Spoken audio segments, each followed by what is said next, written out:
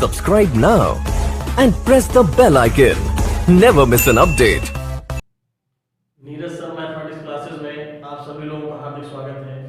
आज मैं आप लोगों के लिए अगला टाइप लेकर के आया हूं, जो कि परसेंटेज जो मैं चैप्टर लेके चल रहा था, प्रतिशत। इसके कई टाइप्स मैंने दिए हैं। ये टाइप नंबर 5 लेकर के आया हूं, जो कि 4 टाइप तक मैं आपको वीडियोस दे चुका हूं। तो देखिए जरा, अगर इस तरीके से क्वेश्चंस आपसे कभी भी आपसे पूछे जाते हैं तो उनका बड़े ही शॉर्ट ट्रिक में आप किस तरीके से आंसर दे पाते हैं। तो देखिएगा, लिखा हुआ है एक व्यक्ति अपनी मासिक आय का 20% बच्चों की शिक्षा पर खर्च करता है। शेष का, यहां थोड़ा ध्यान देना होगा कि शेष का 30% भोजन पर खर्च करता है तथा शेष का 40% अन्य मदों पर खर्च करता है। इसके बाद उसकी मासिक बचत 840 रुपए हो तो उस व्यक्ति की मासिक आय क्या है। कहने का मतलब है कि इस तरीके के जितने भी आपको क्वेश्चंस दिए जाए तो हम कैसे सॉल्व करते हैं, वही जरा समझते हैं। और उन सभी लोगों से मेरी रिक्वेस्ट है कि जिन लोगों ने मेरा चैनल सब्सक्राइब कर लिया है उनको मेरी तरफ से बहुत बहुत शुक्रिया, और जिन लोगों ने अभी तक मेरे इस चैनल को सब्सक्राइब नहीं किया हुआ है तो प्लीज मेरे चैनल को आप सब्सक्राइब कर लें, जिससे कि जितने भी हमारे आने वाले वीडियोस होंगे आपकी स्क्रीन पर होंगे। और जो भी मैंने वीडियोस अभी डाल दिए हुए हैं तो वो सारे वीडियोस आप तक अपडेट हो जाएंगे। तो जरा देखते हैं इस तरीके से क्वेश्चंस अगर दिए जाते हैं तो कैसे सॉल्व करेंगे।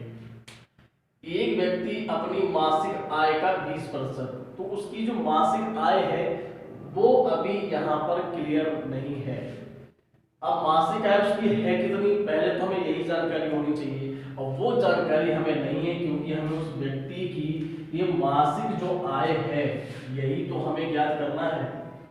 तो इसे जब हम ज्ञात करेंगे तो क्या करते हैं, सपोज कर लेते हैं, मान लेते हैं कि जो इसकी मासिक आय है वो x होगी। हम आपको डायरेक्टली बता रहे हैं, ट्रिक से लॉजिक से लगाएंगे तो थोड़ा इसका लॉन्ग मेथड हो जाएगा, लेकिन यहाँ हमें शॉर्ट तरीके से सॉल्व करना है। तो यहाँ क्या करते हैं, जो मासिक आय है उसे हम सपोज कर लिया कि वो x रुपए है। अब 20% जो है वो बच्चों की शिक्षा पर खर्च करता है, इट मींस माइनस। ये ध्यान रखिएगा, कभी भी अगर आपको परसेंटेज के क्वेश्चंस लगाना है तो परसेंटेज को हम 100 लेकर के सॉल्व करते हैं। यानी कि सपोज कर लीजिए जैसे 100 रुपीस आपके पास है, इस 100 रुपीस में अगर आपने 20 रुपए खर्च कर लिए हैं तो अब आपके पास कितने रुपए बचेंगे, 80 रुपए बचेंगे। यानी कि जो आप खर्च कर रहे हैं तो वो आपकी आमदनी का क्या होगा, माइनस होगा। और माइनस तभी करेंगे जब हमें कहीं खर्च करना होगा। अगर वृद्धि कर रहे होते तो यहाँ पर हमें फिर प्लस करना होता है। तो इसको जब हम सॉल्व करेंगे तो क्या करना होगा, x में यानी कि आपकी मासिक आय थी, अब यहाँ पर शेष जो शब्द कह रहा है तो उसके लिए हमें 1 से माइनस करना होगा, 1 माइनस, क्योंकि खर्च कर रहा है, कमी हो रही है तो माइनस। अब कितने परसेंट शिक्षा पर दे रहा है, 20%, तो 20 हो गया, परसेंट लगा है तो इसके अपॉन में हम कर लेंगे 100। ये तो हो गया शिक्षा के लिए। अब जो धनराशि हमारी बची होगी ये खर्च करने के बाद, उसी का वो कह रहा है कि शेष का 30% भोजन पर खर्च करता है। अब वो 30% जब वो भोजन पे खर्च करने लगा तो फिर से इनटू में ही करेंगे, यानी कि गुणा में करेंगे। तो यहां भी आएगा 1 माइनस 30/100, 30/100 हो गया। इसके बाद कह रहा है भोजन पर खर्च करता है तथा शेष का 40% अन्य मदों पर खर्च करता है। यानी अब जो बची राशि है आपके पास उसका भी वो 40% अन्य मदों पर खर्च कर देता है। तो यहाँ भी इंटू में राइट करेंगे, 1 माइनस 40% है तो 40/100 कर लेंगे। ये भी आपका खर्च है। इसके बाद उसकी मासिक बचत 840 रुपए हो, तो अब जो हमारी मासिक आमदनी थी उसी का 20% हमने शिक्षा पर खर्च किया है, फिर जो बचा है उसका हमने भोजन पर किया है, फिर जो बचा है उसका हमने अन्य मदों के लिए कर दिया, जो भी वो खर्च करता हो। तो ये जो बच के आ रहा, तो ये हमारी बचत ही तो है, और यहाँ पर वो बचत कितनी दे रहा है, 840 रुपए दे रहा है, तो बराबर में दिखा देंगे 840। इससे आप सॉल्व कर लेंगे, हमारा आंसर आ जाएगा। तो इसको सब सॉल्व करेंगे तो क्या होगा, x इंटू, इसको हल करेंगे, देखिएगा 1 माइनस, इसको आप काट लीजिए, 20 एकम 20 और 20 पंचे 100, तो 1 माइनस बचा 1/5 इंटू, फिर 1 माइनस, अब यहाँ 20 का तो 100 में सीधा सीधा भाग चला गया, लेकिन अब 30 का 100 में सीधा भाग नहीं जाएगा, तो एक 0 से 0 काट लीजिए, केवल 3/10 बचेगा। फिर गुणा में यहाँ आएगा 1 माइनस 40 का, अगर हम 100 में भाग देंगे तो ये पूरा पूरा नहीं जाएगा, तो 0 से आप 0 काट लीजिए। 4/10 है, तो इसको हम अगर काटेंगे तो 2 का भाग दे देंगे, 2 दूनी 4 हो जाएगा और 2 पंचे 10 हो जाएगा, तो आ जाएगा 2/5 और बराबर में लिखा हुआ है 840। इसको जब हम हल करेंगे तो x इंटू कितना आ जाएगा, अब इसको हम सीधा डायरेक्ट कर देते हैं, देखिएगा। वैसे कैलकुलेशन अगर फास्ट है तो हम डायरेक्टली बिल्कुल यहीं से एकदम डायरेक्ट करते चले जा सकते हैं, लेकिन मैं आपको समझा रहा हूँ, उसमें भी थोड़ा आपको एक एक स्टेप लेके चल रहा हूँ। तो इसको हल करेंगे तो 5 एकम 5, 5 में घटा देंगे तो आ जाएगा 4/5 गुणा, यहाँ भी हल करेंगे 10 का 1 से गुणा करेंगे, 10 एकम 10, 10 में से माइनस कर देंगे 3, तो आ जाएगा 7/10, फिर गुणा 5 एकम 5, 5 में अगर हम 2 घटा देंगे तो 3 आ जाएगा, तो 3 बटे हम कर लेंगे 5 और बराबर में आपके दिया हुआ है 840। इस x का हमें मान निकालना है, क्योंकि यही इसी को तो हमने मासिक आय सपोज किया था, मान के रखा था। इसको जब मान निकालेंगे तो क्या करेंगे, ये जितने भी नीचे मान दिए गए हैं, ये नीचे वाले मानों को हम पीरियड गुणा करा लेंगे, तो x बराबर कितना है 840। ये जो अपॉन में जो मान लिखे थे 5, 10, 5 त्रियक गुणा हो जाएगा 840 के साथ, तो ये आ जाएगा इनटू में 5 गुणा 10 और गुणा 5, और बटे में वो मान आ जाएंगे जो ऊपर लिखे 4, 7, 3, तो ये बटे में आ जाएंगे, हो जाएंगे 4 गुणा 7 गुणा 3। आगे को हम कैंसिल कर लेंगे, कैंसिल करने के बाद जो रिजल्ट मिलेगा वही हमारा आंसर होगा। अगर इस 4 का इसमें हम भाग दे दें डायरेक्ट, तो 4 दूनी 8, 4 एकम 4 और ये 0, यानी कि 210 आ गया। 3 का भाग दे दें 210 में, 3 7 21 और ये 0 यानी 70 हो गया। इस 7 का अगर इस 70 में हम भाग देना चाहें तो कितने बार जाएगा, 10 बार जाएगा। स्थिति ये बन गया करके कि x बराबर ये 10 गुणा 5 गुणा 10 गुणा 5, यानी 10 गुणा 5 गुणा 10 गुणा 5। अब अगर गुणा करेंगे तो कितना आ जाएगा, 10 पंचे 50, 50 का फिर 10 से गुणा कर दें 500, और 500 में आप फिर 5 का गुणा कर दें तो ये हो जाएगा 2500। ये जो 2500 रुपीस आया है ये उसकी मासिक आय है। 10 पंचे 50 हो गया, 50 में 10 का गुणा करेंगे 500, 500 में 5 का गुणा कर देंगे तो 2500 हो जाएगा। ये कैलकुलेशन हमने यहाँ क्या किया था कि 3 के 4 का भाग दिया 84 में, तो 4 दूनी 8, 4 एकम 4, 0 21 हो गया। 3 का 21 भाग देंगे, 3 7 21 से 0 बचा था। इसका 7 का जब 10 में 70 भाग दिया तो ये 7 10 आ गया, इनका आपस में गुणा कर दिया तो ये 2500 आ गया। तो इस तरीके की जब भी आपको कहीं भी क्वेश्चंस दिए जाएं तो आप इस तरीके से सॉल्व कर सकते हैं, बड़ा ही आसान है और बड़ा ही सिंपल है।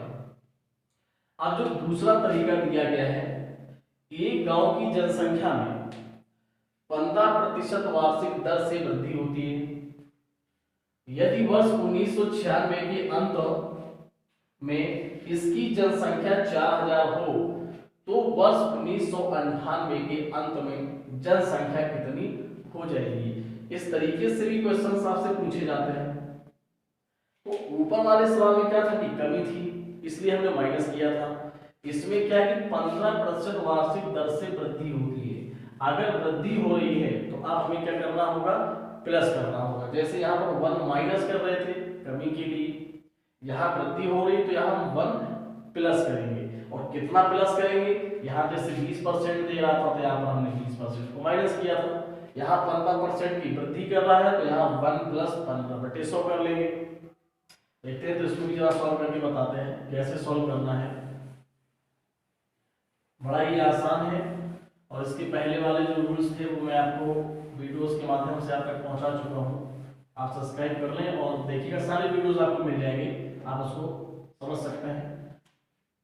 तो यहाँ 15% यानी 15% वार्षिक दर से वृद्धि हो जाती है। यदि वर्ष 1996 के अंत में इसकी जनसंख्या 4000 है, वहां पर देखिएगा जो मासिक आय थी वो आपसे पूछी गई थी, यहां उसमें जनसंख्या 4000 पहले से दे ही दी है, तो यहां पर लिखेंगे 4000 पहले से उसने बता रखा है।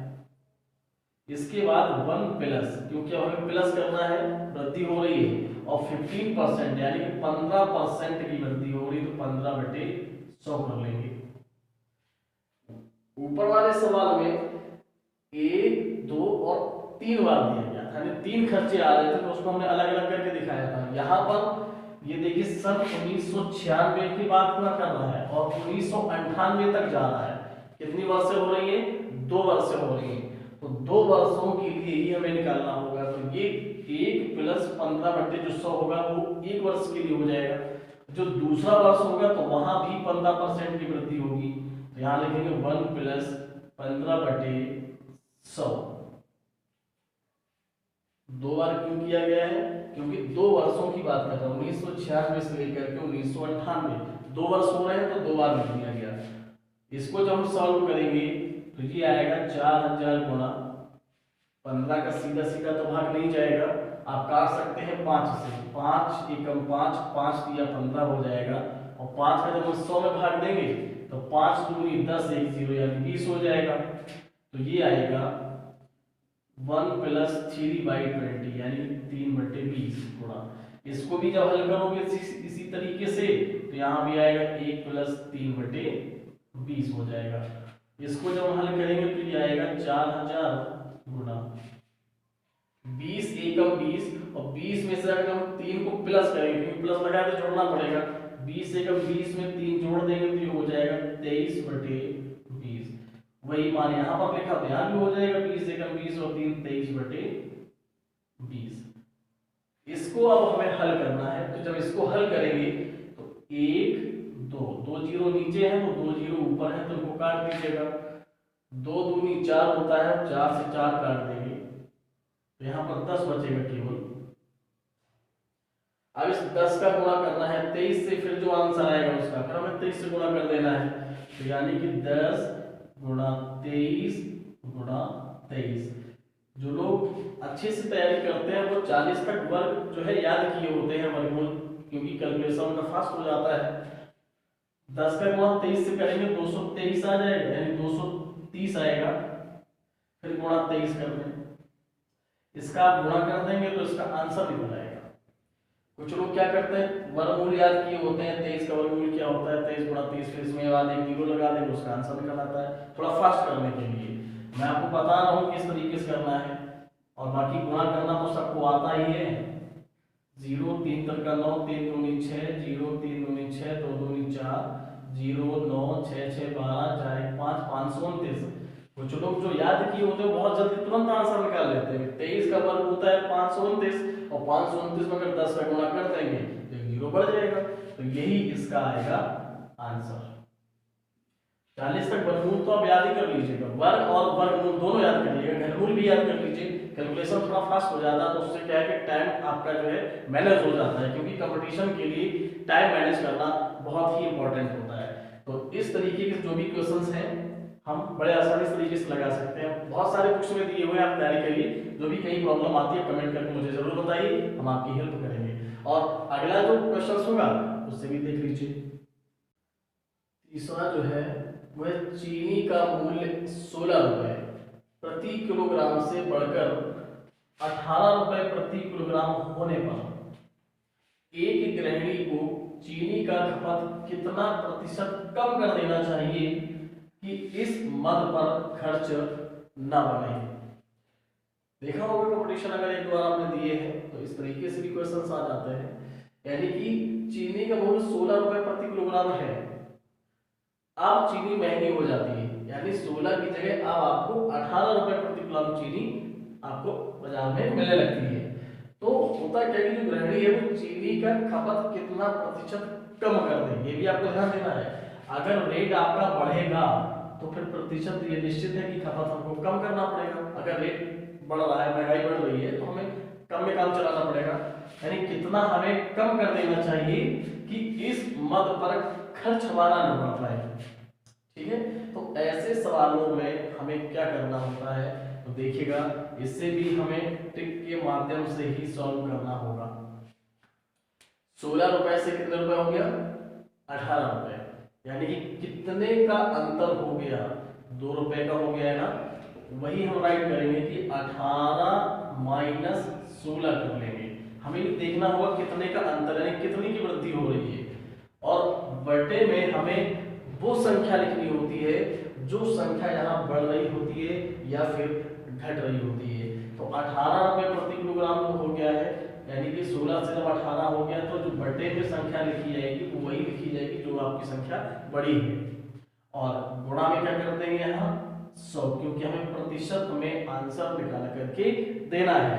18 में से 16 घटा देंगे तो 2 बटे आ जाएगा 18, गुणा हो जाएगा 100। 2 का भाग 18 में देंगे 9 बार जाएगा, 2 एकम 2, 2 9 18, 100 का 1 से गुणा कर देंगे तो हो जाएगा 100, और बटे में कितना दिया हुआ है 9। अब इस 9 का हमें 100 में से भाग देना होगा। तो ये छोटी सी बात है, आपको आता ही होगा। तो 9 का 100 में भाग देंगे तो 9 एकम 9, 10 में 9 घटा देंगे, एक बचेगा, अंक उतार लेंगे, 0 का 10 हो जाएगा, फिर 9 एकम 9, फिर 10 में से 9 घटा देंगे तो एक बचेगा। इसको हम लिख सकते हैं 11 सही।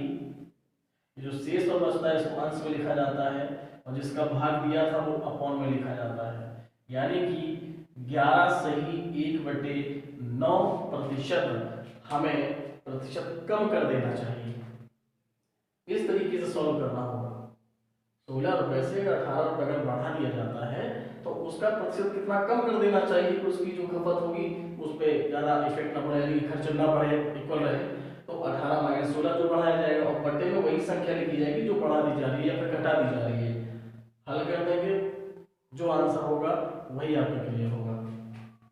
इसी सवाल में देखो ऐसा कह देता कि 16 रुपए प्रति किलोग्राम से, यहाँ पर जो बढ़कर शब्द लिखा है यहाँ पर बढ़ा ना करके वो घटा कर कह देता कि यदि 16 रुपए से प्रति किलोग्राम से घटाकर, और यहाँ 14 कर देता, 13 कर देता, जो भी कर देता, प्रति किलोग्राम होने पर यानी कि घटाकर जब कह देता है तो फिर यहाँ जब घटाएगा तो यहाँ निश्चित है कि कम की जगह क्या करेगा, फिर वो बढ़ाने की बात करेगा।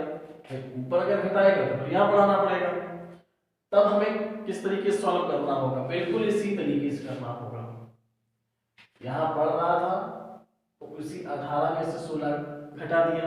अगर घटाने की बात करता तो जो भी घटाने की बात करता तो बड़ी संख्या में से छोटी संख्या को घटा देते, और अपॉन में फिर वही संख्या लिखी जाती जो घटाई जा रही है या बढ़ाई जा रही है, इनटू 100 कर देंगे, उसका भी आंसर आ जाएगा।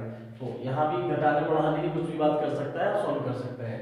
दूसरा जैसे दिया है, संतरे के मूल्य में 10% वृद्धि हो जाने के फलस्वरूप, संतरे का जो मूल्य है उसमें 10% की हमने वृद्धि कर दी, जो उसका जो रेट है, अगर महंगा हो जाता है, 10% महंगा हो जाता है, तो उसके फलस्वरूप एक ग्राहक जो है वो 270 रुपए में पहले से 5 किलोग्राम संतरा कम खरीद पाता है, क्योंकि पहले क्या किया था उसने 270 रुपए में से ज्यादा खरीद के लाया था, क्योंकि उस समय महंगा नहीं था। फिर क्या हुआ कि 10% की वृद्धि हो जाती है उस संतरे के मूल्य में, फिर वो 270 रुपए लेके जाता है तो उसको उतना नहीं मिल पाता जितना कि पहले ले आया था, क्योंकि वो महंगा हो जाता है। तो अब कह रहा है कि 5 किलोग्राम संतरा कम खरीद पाता है। तो अब ये बता दीजिएगा कि संतरे का प्रति किलोग्राम बढ़ा हुआ मूल्य फिर क्या है, यानी जो रेट उसका बढ़ा है वो कितना है। तो थोड़ा सा इसमें चेंजिंग है इस सवाल में। 270 रुपए पहले कुछ लेके आया था, अब वृद्धि हो जाती तो वो 5 किलो कम लाने लगा, तो अब उस पर बढ़ा हुआ मूल्य कितना है, तो अब इस तरीके से जो भी क्वेश्चंस है उनको कैसे सॉल्व करेंगे जरा देखिएगा। 10% की वृद्धि हो रही है तो 10 और यहाँ पर प्रतिशत लगा है तो बटे में कर लेंगे 100 और गुणा हमें किसका करना होगा, 270 रुपए थे तो 270 तो कर लेंगे अंश में और बटे में कितना करेंगे, ये जो 5 किलोग्राम संतरा जो कम खरीद के ला रहा है तो इसको बटे में कर लेंगे इधर 5, 270 बटे 5 कर लेंगे। अब इसी को सॉल्व करते हैं, जब इसको हम सॉल्व करेंगे तो क्या आएगा, 10 का इसमें भाग देंगे 100 में तो ये 10 बार जाएगा। इस 10 का जब भाग 270 में देंगे तो 1 जीरो से 1 जीरो कट जाएगा, बस केवल बचेगा 27 बटे 5। 5 का भाग दे तो 27 में तो पूरा पूरा तो कटना नहीं, तो दशमलव में निकालेंगे। 5 का जब 27 में भाग देंगे तो 25 हो जाएगा, दशमलव लगा लेंगे, 2 बचेगा 20 हो जाएगा, तो 5 चौको 20, यानी कि 5.4 रुपए की वृद्धि हो गई है। इस तरीके से सॉल्व करना है, बहुत जल्दी आंसर मिलेगा। 10% की जब वृद्धि हो जाती है 10/100 हो जाता है, कमी हो रही होती तो भी 10/100 करना होता। 270 रुपए पहले से, 270 हो गया जो उसका रेट था, 5 किलोग्राम संतरा कम खरीद रहा तो बटे हमने 5 कर लिया। इनको हल करने से आंसर हमको मिलता है 5.4, यानी इतने की उसने 5.4 रुपए की वृद्धि की थी। अच्छा, इसी क्वेश्चन में वो एक चीज और पूछ देता है, अगर वो ये कह देता कि संतरे का जो आरंभिक मूल्य था, यानी कि प्रारंभ में उसका जो इसका जो रेट था, जो मूल्य था वो कितना था, तो अगर वो आरंभिक पूछता है, इसमें तो खैर नहीं पूछा गया है लेकिन मैं बता रहा हूँ किसी किसी क्वेश्चंस ऐसे भी दिए होते हैं जिसमें कि आरंभिक मूल्य भी पूछ लेता है, तो वो आरंभिक मूल्य ज्ञात करने के लिए क्या करेंगे, यही सिस्टम करना है, बस थोड़ा सा चेंज करना है। जो 10% की वृद्धि थी वो 10/100 तो कर लेंगे। अब इसी 100 में से तो 10% की जो वृद्धि कर रहा है तो 10 इसी में जोड़ देंगे, बस बाकी आपको वही करना है, 270/5। इसमें और उसमें अंतर कितना है कि उस यहाँ पर हमने 100 लिखा था, 100 लिखा, तो यहाँ पर क्या करेंगे, 100 में से हमने 10 जोड़ा है क्योंकि 10% की वृद्धि हुई है। अब आगे जब सॉल्व करेंगे तो ये हो जाएगा 10/100 में से 10 जोड़ोगे तो हो जाएगा 110 गुणा 270/5। 1 जीरो से 0 कट गया, या 10 का 110 में भाग देंगे वो 11 बच जाएगा। 5 का भाग दे दीजिए 270 में, 5 25, 5 चौको 20, 5 25, 2 बचे 20 हो जाएगा, 5 चौको 20, यानी ये आकर के बचा आपके पास 54/11।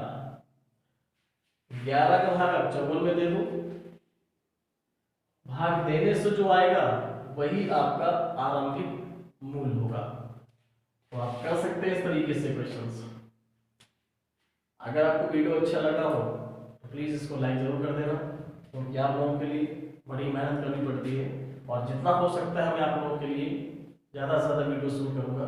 और अब आगे आने वाला जो वीडियो होगा हमारा, उसको देखने के लिए आप इस मेरे चैनल को सब्सक्राइब जरूर कर लें, जिससे कि जितने भी मेरे वीडियोस होंगे आपकी स्क्रीन पर बहुत ही जल्द मिलेंगे। अब आगे मैं फिर मिलूंगा। Thank you.